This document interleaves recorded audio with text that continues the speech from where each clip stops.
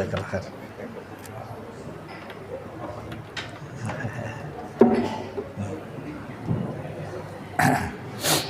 Bismillahirrahmanirrahim. Alhamdulillahirabbil alamin. Wassalatu wassalamu ala asyrafil anbiya'i wal mursalin Muhammad ibn Abdullah wa ala alihi wa ashabihi ajma'in. Subhanaka la ilma lana illa ma 'allamtana innaka antal alimul hakim.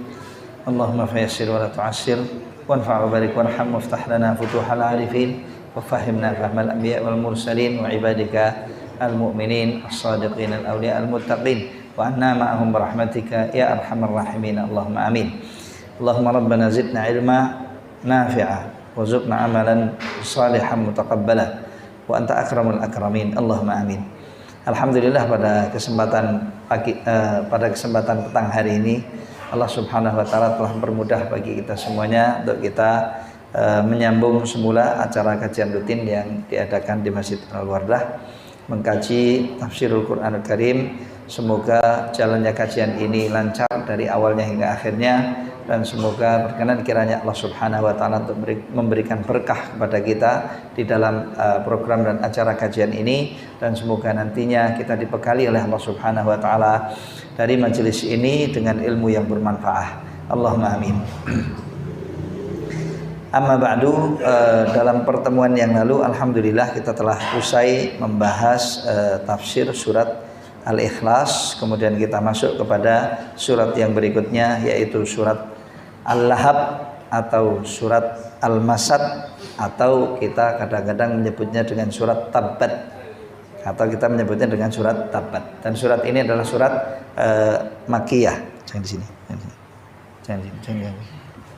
Surat ini adalah surat Makkiyah, diturunkan oleh Allah Subhanahu wa taala, termasuk dari awal-awal surat Al-Qur'an yang turun, ya. Dan bahkan surat ini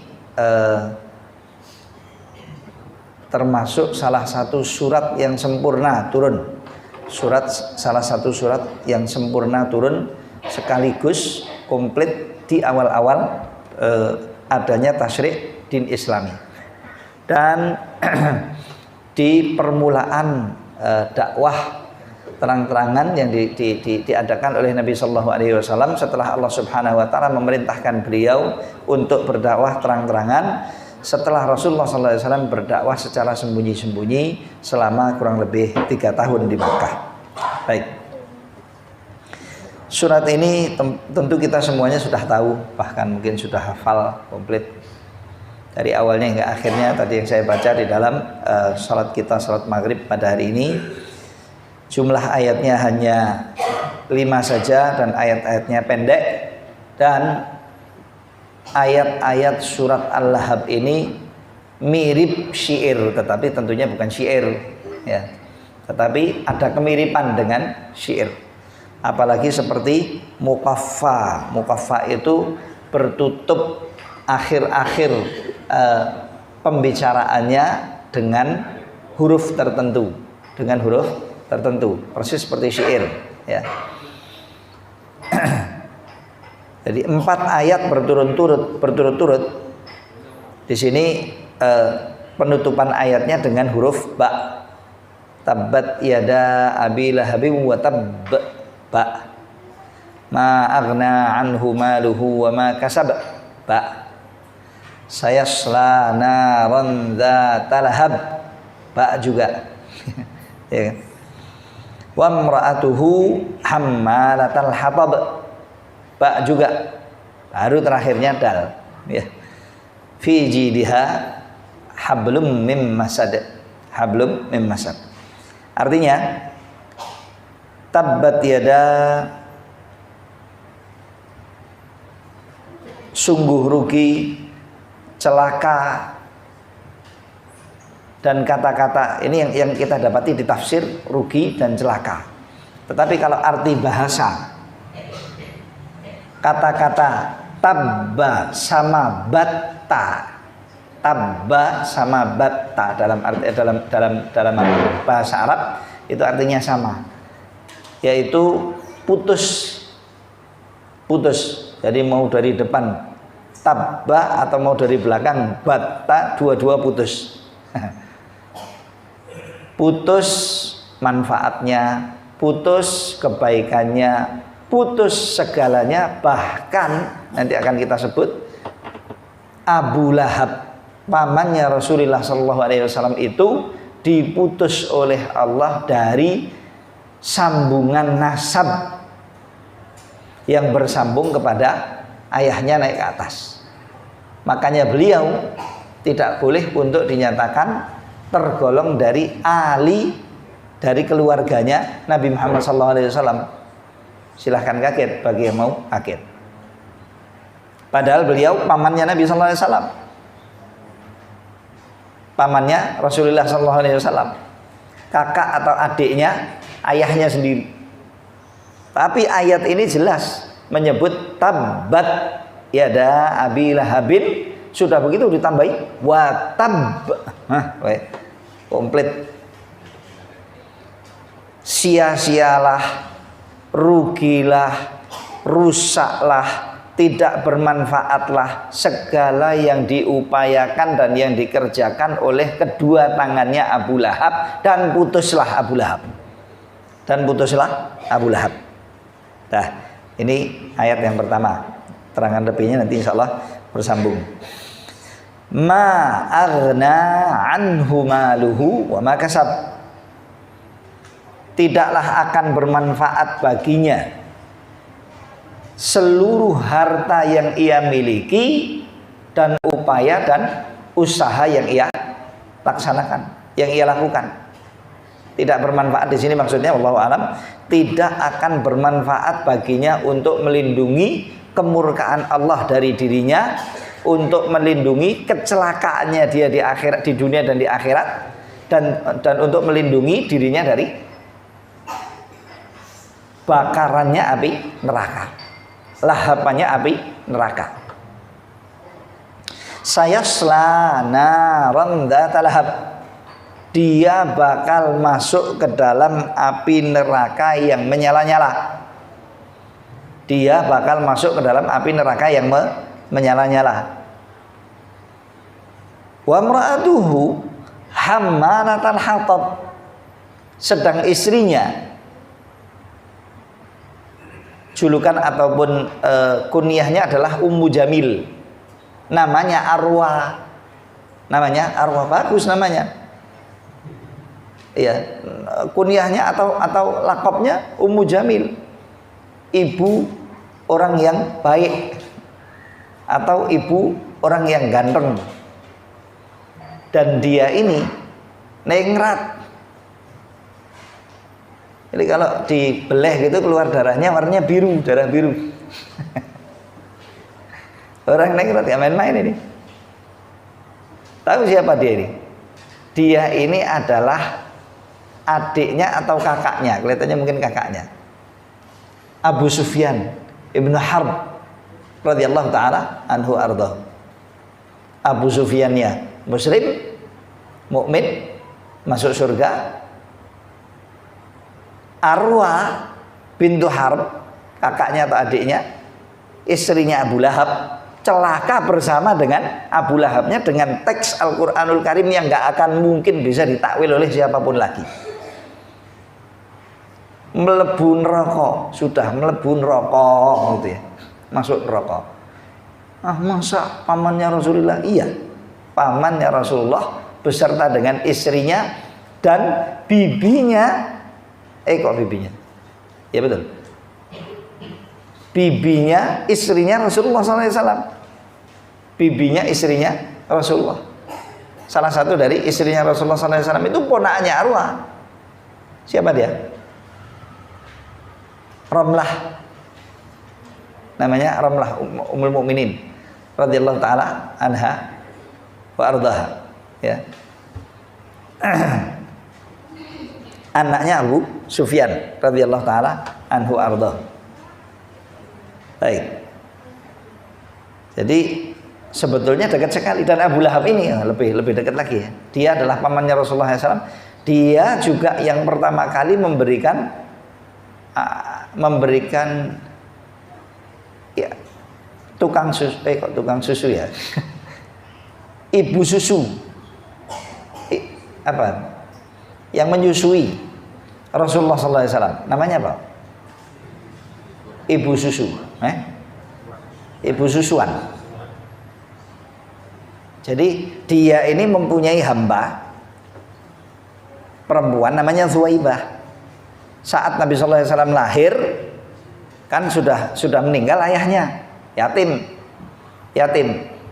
dan bukan orang yang berkecukupan sekali waktu itu. Sedangkan Abu Lahab kaya raya, sudah kaya raya, kulitnya putih, ganteng wajahnya, ningrat keturunannya, nasabnya, dan dia ditokohkan dan nyaris tidak ada kepentingan besarnya Quraisy kecuali mesti lewat beberapa orang, diantaranya adalah Abu Lahab. Orang besar ini, bukan orang main-main. Ya, Abu Lahab. Wa mra'atuhu hammalatal hatab. Dan istrinya yaitu Arwa atau Ummu Jamil, pembawa kayu bakar. Karena memang prakteknya dulu saat didakwai oleh Rasulullah kemudian dia menolak dakwah, justru dia memusuhi bersama dengan suaminya Abu Lahab, dan kerjanya itu meletakkan ranjau-ranjau dari dari duri, ranjau-ranjau duri di jalan-jalannya Rasulullah SAW. Dilihat rutenya kemana saja, GPS rutenya kemana. Itu di situ nanti diranjaui sama dia. Depan pintunya dikasih, ininya dikasih sana. Kenapa? Biar dia ketujus duri-duri ini dan biar dia terkena celaka. Tidak ridho dengan Nabi Muhammad SAW dan dengan praktek dakwahnya Nabi SAW. Wa imra'atuhu hammalatal hatab fi jidiha hablum mim masad. Dan di lehernya bakal diletakkan oleh Allah Subhanahu wa taala tali yang besar terbuat dari pintalan terbuat dari pintalan ijuk kalau di sini ya, ini terjemahnya, ataupun serat-serat yang sangat kasar. Ijuk dan serat-serat yang sangat kasar. Tali kalau itu dibuat dari pintalan-pintalan ijuk yang kasar-kasar, mungkin seperti ya bukan duri, tetapi kalau di bambu itu ada lugut-lugutnya itu ya, tapi kalau lugut ini kan lain. Lah itu keluar gitu, keluar nusuk-nusuk. Itu yang bakal dilibatkan di lehernya Ummu Jamil, yang dengan tali itu dia bakal dicelupkan ke dalam api neraka. Ini informasi dari Allah Subhanahu wa taala lewat surat Al-Masad, lewat surat Al-Lahab, dan lewat surat Tabbat, ya, lewat surat Tabbat.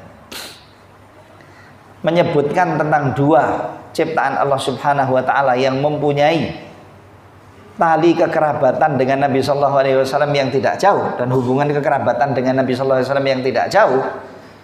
Namun keduanya tidak ridho dan bahkan memusuhi baginda Nabi kita Muhammad sallallahu alaihi wasallam. Loh, gara-garanya apa? Ini sebab nuzulnya surat Al-Masad ini ya.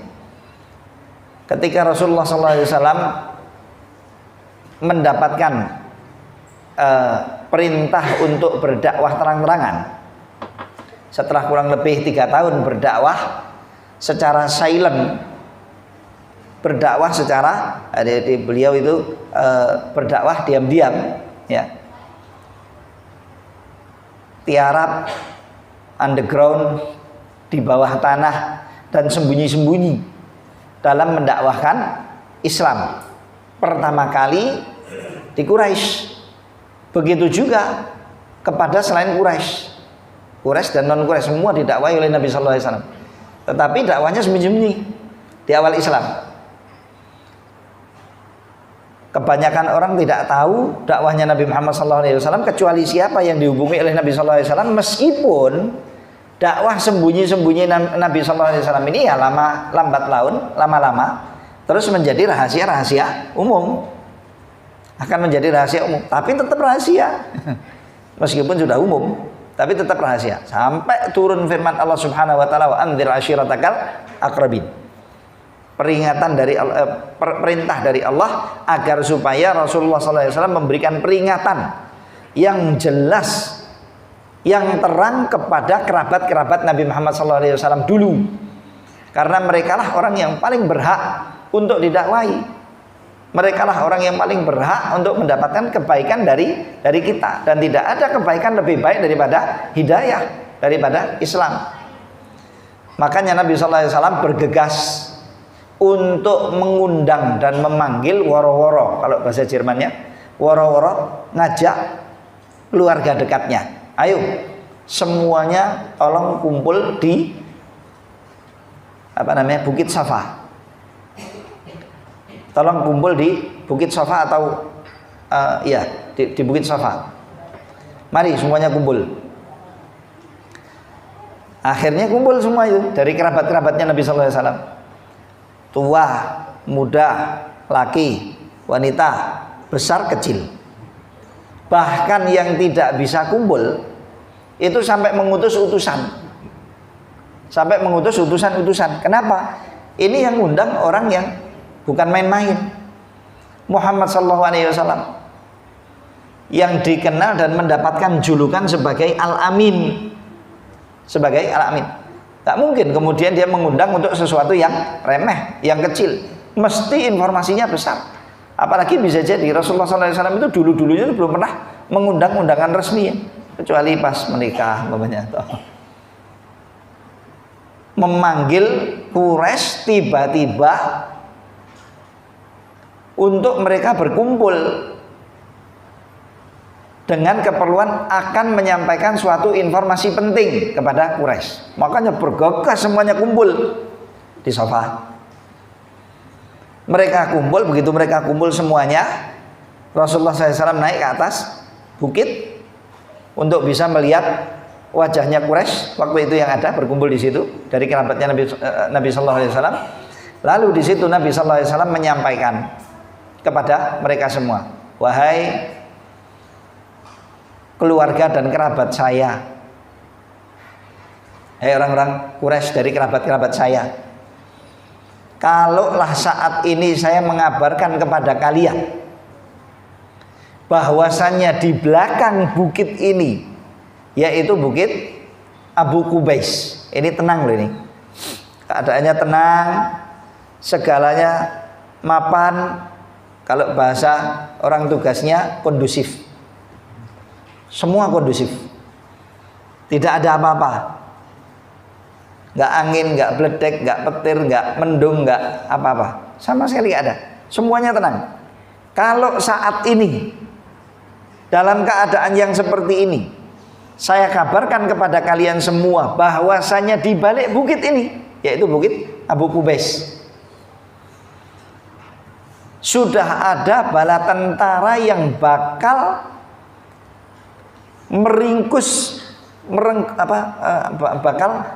menyerang kalian tiba-tiba pada pagi-pagi ini, dan jaraknya tidak jauh dari Marwah dari Safa ke bukit Abu Qubais.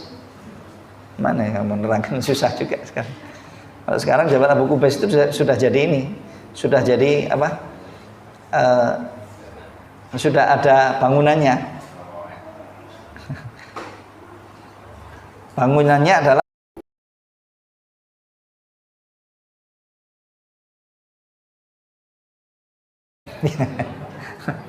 saya tunjukkan, insyaallah. Jadi Safa nggak jauh dari situ, mungkin jaraknya kira-kira cuma berapa ratus meter. Ini loh, di balik bukit Abu Qubais ini. Kalau saya kabarkan sekarang dalam keadaan seperti ini, ada bala tentara yang sudah siap untuk menyerang kalian tiba-tiba, apakah kalian percaya dengan informasi yang saya bawakan kepada kalian? Jawab sebagiannya, ya, percaya. Oh, ini nggak pernah dusta sama sekali kok. Sebagian yang lain, ma jarrabna 'alaika kadziban qattu, kami tidak pernah mendapati kamu dusta sekalipun.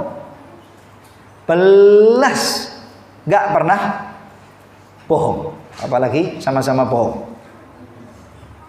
Singkatannya Sambo. Sambo loh ya, bukan Sambo. Ya. Ya. Tidak pernah bohong seumur hidupnya. Seumur hidupnya sampai 40 tahun. Coba, siapa sih kita yang nggak pernah bohong? 40 tahun atau 41 tahun. Sama sekali, 43 itu. Mungkin bisa jadi kalau itu memang setelah turunnya perintah dakwah terang-terangan seperti apa riwayat yang saya sampaikan, berarti sekitar 43 tahun umurnya. Tidak pernah kami mendapati kamu dusta dan bohong sekecil apapun juga sampai saat ini. Makanya Nabi SAW mendapatkan julukan Al-Amin. Dan itu julukan Al-Amin itu bukan julukan orang yang menjuluki di zaman ini kemudian share. Sekarang share cepat sekali. Tapi kalau dulu tershare-nya itu kan lewat musafir pergi ke sana ke sini. Al-Amin, Al-Amin. Jadi dimanapun kalau ada orang menyebut orang yang dijuluki sebagai Al-Amin, sang terpercaya, maka nggak ada yang terbesit di benaknya mereka yang mendengar kecuali Muhammad bin Abdullah Shallallahu Alaihi Wasallam yang ada di Mekah. Jadi bukan Muhammad yang lain, tidak. Cuma satu itu toh. Sak Jazirah Arab ada yang di Syam dengar Al-Amin ya Mekah, ada yang di Yaman dengar nyebut Al-Amin ya yang di Mekah, ada yang di Bahrain sana nyebut Al-Amin ya di Mekah. Jadi ujung barat timur sama utara selatannya Jazirah Arab itu kalau dengar Al-Amin itu cuma satu tok yang julukannya Al-Amin, Muhammad sallallahu alaihi wasallam. Makanya kalau kamu memberikan kepada kami suatu informasi yang mungkin kami menganggapnya itu mustahil sekalipun, tetap kami percaya. Paling tidak kami tampung. Karena memang kamu gak pernah dusta. Dan kamu orang terpercaya. Dan yang percaya sama kamu itu bukan cuma Quraisy, ahli Mekah semuanya, sekitar Mekah, luar Mekah, dan bahkan sejazirah Arab. Bahkan mungkin keluar sampai dari Jazirah Arab, sampai Mesir, sampai mana gitu ya. Wallahu a'lam. Baik. Kalau saya memberikan informasi seperti itu, apakah kalian percaya? Percaya. Yang lain bilang kami tidak pernah mendapati kamu berdusta sama sekali. Baik. Kalau begitu, saya kabarkan kepada kalian bahwasanya saya memperingatkan kalian dari adab yang sangat pedih. Nah, cuma itu toh. Saya memperingatkan kalian semuanya dari adab yang sangat pedih, maha pedih. Maka selamatkanlah diri kalian dari itu. Informasi yang seperti ini keluar dari sosok seorang Nabi Muhammad SAW yang dijuluki oleh mereka sendiri sebagai Al-Amin. Ini bikin gegar ini, bikin rame. Apa? Bagaimana ini? Maksudnya apa gitu? Seperti ini berbicaranya kok agak berbeda. Begitu dengar informasinya cuma seperti ini saja. Yang pertama kali protes dan menyebutkan kata-kata buruk siapa? Nih, si Abu Lahab. Abu Lahab. Dia langsung mengatakan, tabban laka alihada jama'atana. Celakalah kamu wahai Muhammad. Celakalah kamu. Apa hanya untuk ini kamu kumpulkan kami semuanya? Kamu tahu nggak siapa saya? Kamu tahu nggak siapa kami di sini? Kami punya banyak kesibukan, kami punya banyak urusan, dan kami bukan orang biasa. Ini yang berbicara ini, ningrat ini. Tokoh besar nih saya nih. Saya suruh duduk di bawah, kamu naik ke atas, cuma kamu kasih tahu saya bahwasanya hati-hati dengan adab yang pedih. Dah, cuma itu tok ya informasinya. Dah, silakan pulang. Apa-apaan ini katanya? Celakalah kamu. Begitu dia mengatakan kata-kata jelek dan kata-kata yang buruk kepada Nabi Sallallahu Alaihi Wasallam, mencela Nabi Sallallahu Alaihi Wasallam di hadapan orang banyak dengan informasi yang disampaikan, informasi benar yang disampaikan oleh Nabi Sallallahu Alaihi Wasallam kepada mereka, maka Allah Subhanahu Wa Taala yang langsung membela Nabi Muhammad Sallallahu Alaihi Wasallam. Allah nggak membiarkan Nabi Muhammad Sallallahu Alaihi Wasallam balas dewi kedua, ya. dan nggak akan membalas Nabi Shallallahu Alaihi Wasallam, apalagi kepada pamannya sendiri, apalagi punya jasa pada diri beliau. Tapi Allah Subhanahu Wa Taala yang membalas dengan kata-kata yang sama, dengan petunjuk dan dengan dengan petunjuk dan dengan akibat yang jauh berbeda. Coba kalau dia itu sabar, rasa emosi, rasa gaya gitu ya. Nggak usah gaya macam-macam lah, ente bulan. Sudahlah paling enggak, oh ya wis ngono aja. Ya wis, informasinya ditampung Muhammad gitu ya. Itu masih mending. Ini enggak tiba-tiba mencela Nabi Sallallahu Alaihi Wasallam dan mengatakan kata-kata yang seperti itu, padahal Muhammad Sallallahu Alaihi Wasallam itu siapa dia? Dan apa yang disampaikan oleh Nabi Muhammad SAW ini nggak main-main, ini wahyu, tapi nggak connect dia. Akhirnya justru memusuhi Nabi Muhammad SAW. Setelah itu pun kemudian dia tidak berusaha untuk memperbaiki, tapi menjaga egonya dan menambah egonya, tetap nggak mau cool down gitu, atau nggak mau turun, nggak mau ngerim, tapi malah meluapkan kemarahannya. Menunjukkan kepada semua kalangan ketidaksukaannya dan ketidakberpihakannya dengan Nabi Sallallahu Alaihi Wasallam.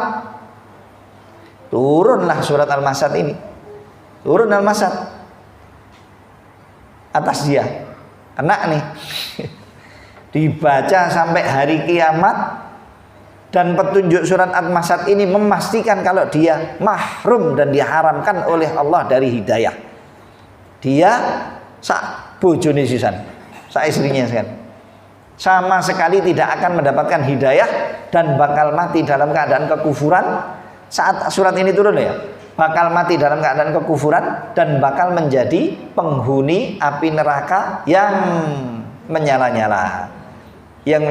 Ya Allah, cuma gara-gara ego, cuma gara-gara nggak mau mengakui salah.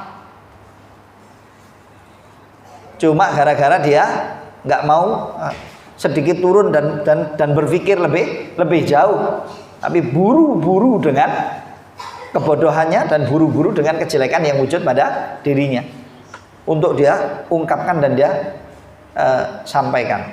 Naudzubillah min dzalik.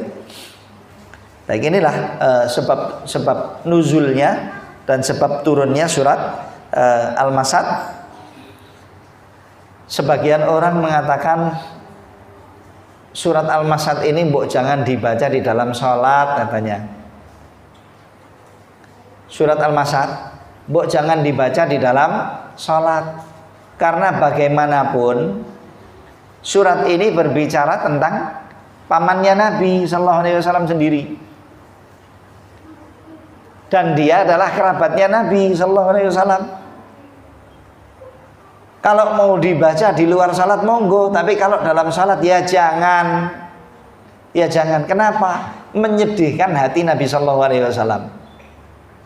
Allahu a'lam ya. Allahu a'lam. Apa betul loh hatinya Nabi Shallallahu Alaihi Wasallam itu kemudian sedih dengan apa yang dimurkai oleh Allah Subhanahu Wa Taala, dengan siapa yang dimurkai oleh Allah Subhanahu Wa Taala, dan dihukumi oleh Allah Subhanahu Wa Taala dengan hukum yang seperti ini. Karena Nabi Shallallahu Alaihi Wasallam tidak akan mungkin menyelisihi wahyu, Wallahu a'lam. Kalau Allah sudah nggak suka, mesti Nabi Sallallahu Alaihi Wasallam juga nggak suka. Kalau Allah cinta dan suka, maka Nabi Muhammad Sallallahu Alaihi Wasallam akan suka dan cinta. Sebagian orang bilang surat Al-Masad jangan dipakai di dalam salat dong. Sama dengan beberapa ayat yang berbicara tentang kerabatnya sebagian sahabat, meskipun itu kafir. Ya, di antaranya Khalid bin Walid. Beliau juga sangat sedih kalau ada orang yang membaca ayat-ayat yang berbicara tentang ayahnya, karena mati kafir ayahnya, mati dalam keadaan kufur. Tetapi akhirnya itu di awal. Ini jenderal kok, jenderal tenanan ini, bukan jenderal sampah ini. Tidak pernah masuk suatu medan tempur untuk berperang kok dia kalah, itu nggak pernah. Maksudnya bala tentaranya itu kalah, itu nggak pernah. Yang dipimpin oleh Khalid bin Walid semuanya. Kalau sudah masuk medan tempur, medan perang, pasti menang. Kalau tidak, musuh nggak bisa mengalahkan mereka. Itu Khalid bin Walid radhiyallahu taala anhu wa ardhah, ya. Pernah sekali hampir wafat. Hampir wafat. Jadi peperangan semuanya itu beliau itu dijaga oleh Allah Subhanahu wa taala dan sangat kuat luar biasa dan sangat pandai dalam berperang dan memimpin pasukan. Tapi sekali malah di dalam Islam. Malah di dalam Islam. Kapan itu? Peperangan Hunain. Di peperangan Hunain, gara-garanya satu, apa? Kaum muslimin takjub dengan jumlah mereka yang sangat besar. Akhirnya tawakalnya terkikis. Tawakalnya kepada Allah Subhanahu wa taala terkikis. Lalu mereka disentil oleh Allah Subhanahu wa taala, diberi peringatan, ditakdib oleh Allah Subhanahu wa taala. Diberi peringatan. Dikalahkan oleh ahli Taif pada waktu itu, orang-orang Taif.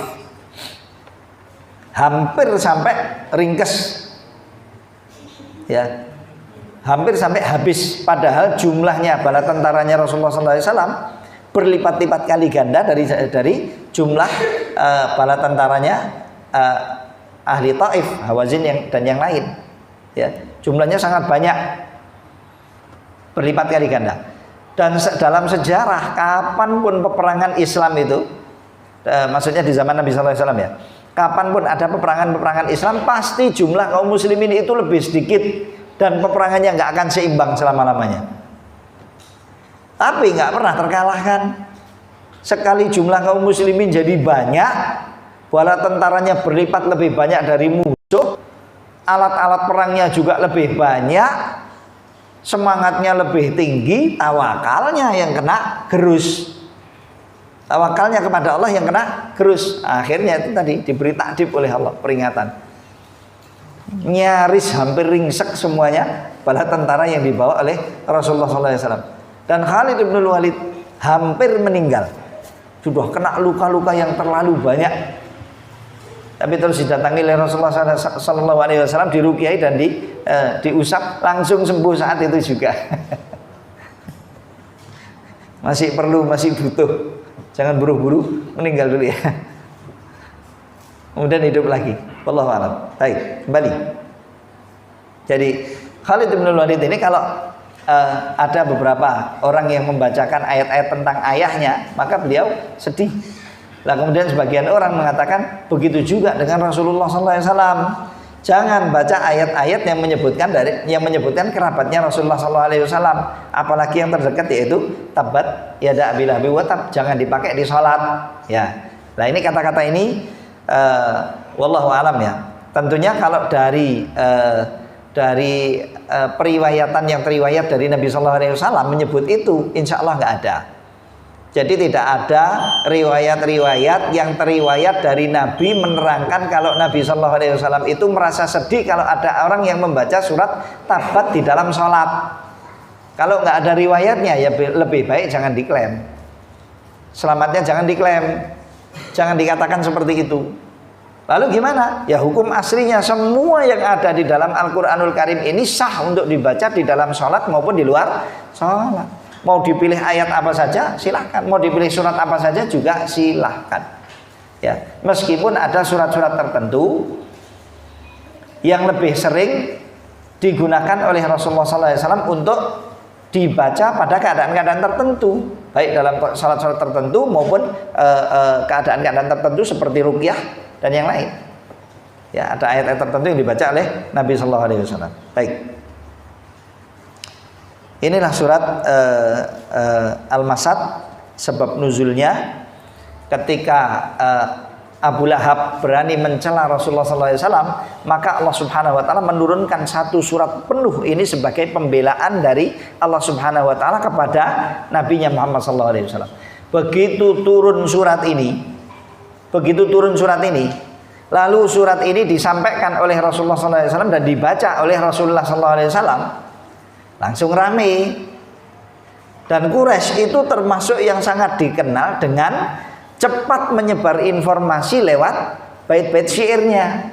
Pokoknya kalau ada informasi apa saja, itu Quraisy itu cepat nyebarnya. Ya, apalagi syariat haji itu sudah diadakan oleh Allah Subhanahu wa taala dari sejak zamannya Nabi Ibrahim alaihissalam. Dan terus ada meskipun di zaman jahiliyah. Meskipun di zaman jahiliyah, sampai orang-orang musyrik pun juga melakukan peribadatan haji. Tapi musyrik Quraisy, satu-satunya orang-orang musyrik yang berani merubah syiar hajinya Ibrahim alaihissalam. Di antaranya adalah yang paling nyolok dan paling nampak, atau bahkan mudah-mudahan cuma satu-satunya nih, yaitu mereka tidak keluar dari tanah haram. Katanya kami ini orang-orang haram. Maksudnya orang-orang tanah haram gitu ya. Kami ini adalah orang-orang yang dimuliakan oleh Tuhan, diciptakan oleh Tuhan untuk menghuni tanah haram. Maka kami penghuni tanah haram. Dan siapapun yang masuk ke tanah haram itu terjaga dan dijamin amannya. Dijamin aman. Siapa yang berani masuk, siapa yang masuk tanah haram dijamin aman. Dulu keharaman tanah haram itu betul-betul kuat. Bahkan dulu di zaman jahiliyah sebelum zaman Islam, itu kalau ada orang yang masuk ke tanah haram lalu menemui seorang yang pernah membunuh ayahnya atau membunuh kerabatnya, kakaknya, adiknya, ibunya, kakak wanitanya, adik atau anaknya atau siapa saja, pokoknya orang yang pernah berbuat zalim kepada dirinya terkait dengan hak darah yang paling tinggi loh ya, yang paling besar, darah. Itu kalau bertemu di tanah haram, mereka nggak menghardik orang ini dan nggak mengejar-ngejar orang ini agar supaya keluar dari tanah haram untuk dibalas dendam. Tidak, didiamkan. Apalagi kalau ketemu di Masjidil Haram, sedang tawaf, sedang ini, sedang itu, mesem ya enggak sih, memang enggak disenyum-senyumi, tapi ya didiemin. Kenapa? Saya sedang berposisi di tanah haram. Jahiliyah itu jahiliyah, halul jahiliyah. Makanya kita kalau nanti ke sana jangan sampai sandal saya hilang, ngambil sandal wong, jangan. Terus berkata-kata yang jelek dan yang buruk, berniat-niat jelek dan niat-niat buruk, apalagi melakukan perbuatan-perbuatan yang zalim. Apapun perbuatan itu dan apapun perkataannya dan apapun perbuatannya, jangan sampai itu terjadi di tanah haram, apalagi di Masjidil Haram. Kenapa? Memang diagungkan oleh Allah, diharamkan oleh Allah, dan tidak boleh terjadi kezaliman apapun juga sejak dulu. Lah, mereka mengatakan kami ini orang yang dimuliakan oleh Allah menjadi penghuni tanah haram. Maka dari itu kami nggak sudi untuk meninggalkan tanah haram meskipun dalam praktek melaksanakan peribadatan haji.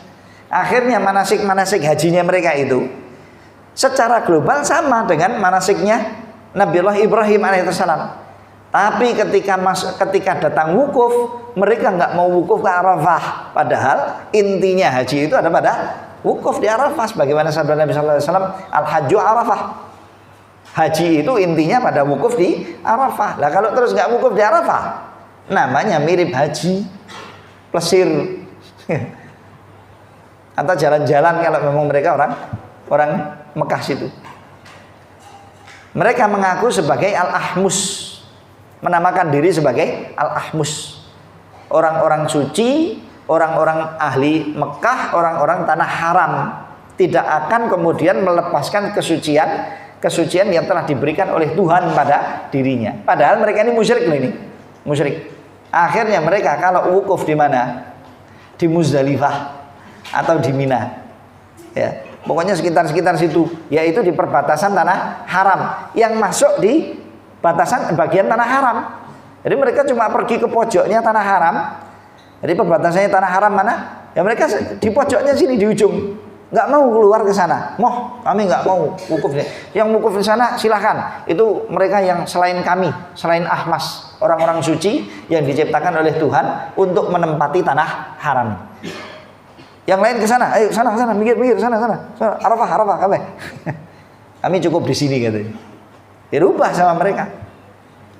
Dan begitu dirubah dari awalnya, akhirnya menjadi sunnah, menjadi sesuatu yang dikenal dan menjadi budaya ibadah, tetapi menjadi kebiasaan gitu ya.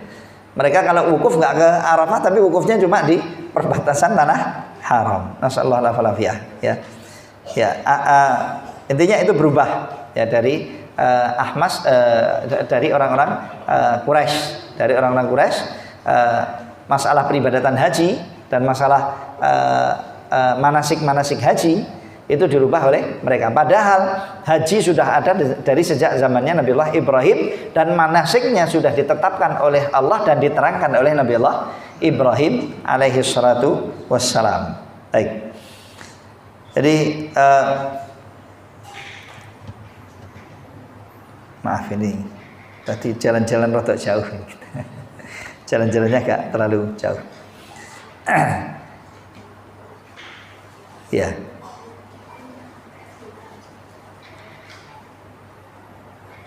Saat turunnya surat Al-Masad ini, Allah Subhanahu wa taala membela Nabi kita Muhammad sallallahu alaihi wasallam.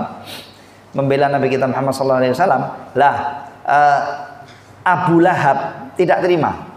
Dan tadi saya katakan Quraisy itu kalau dapat informasi apa saja, terutama yang sifatnya hijab itu apa ya?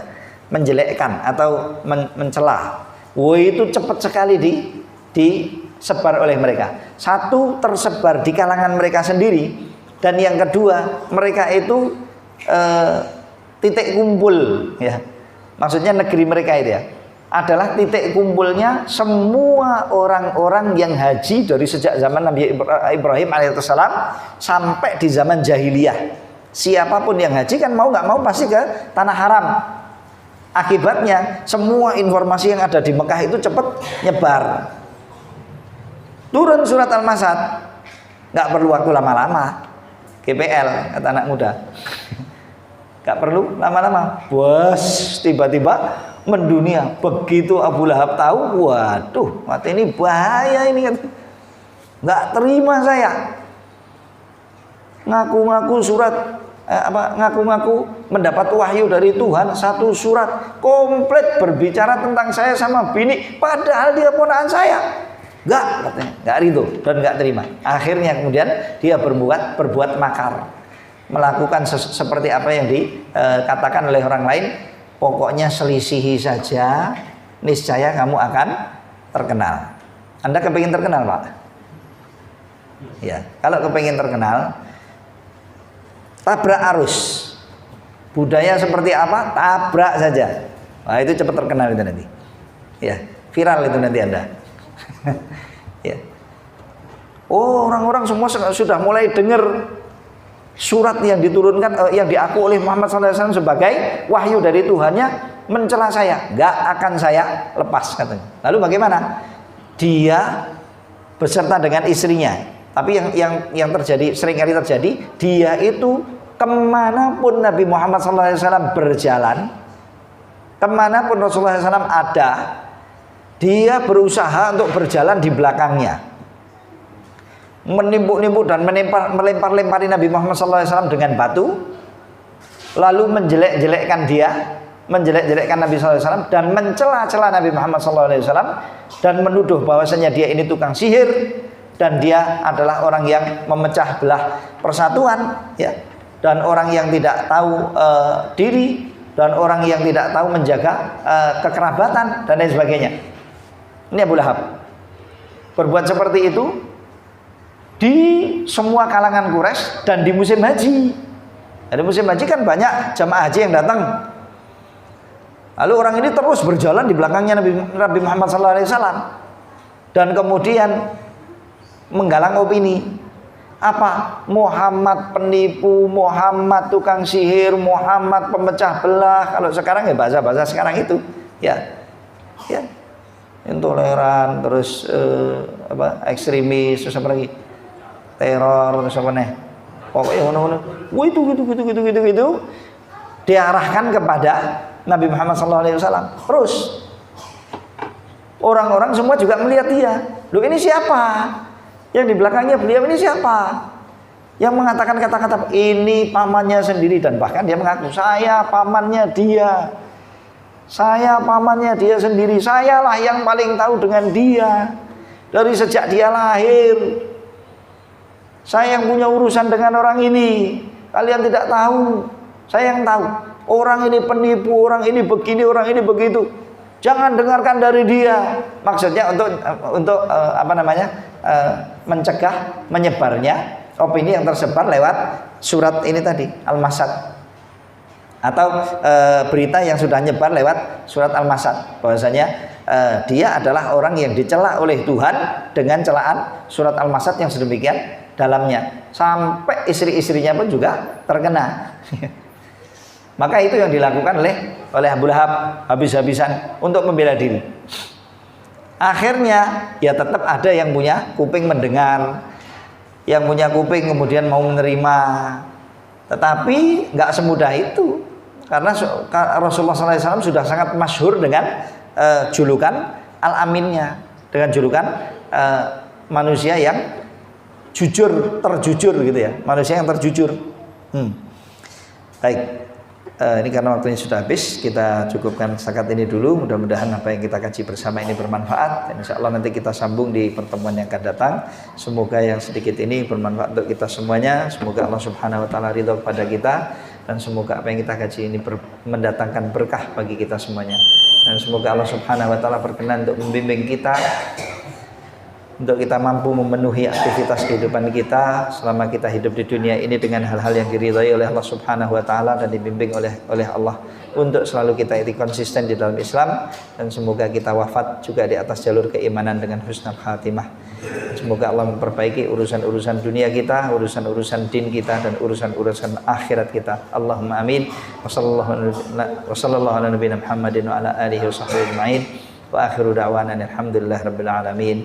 Wassalamualaikum warahmatullahi wabarakatuh.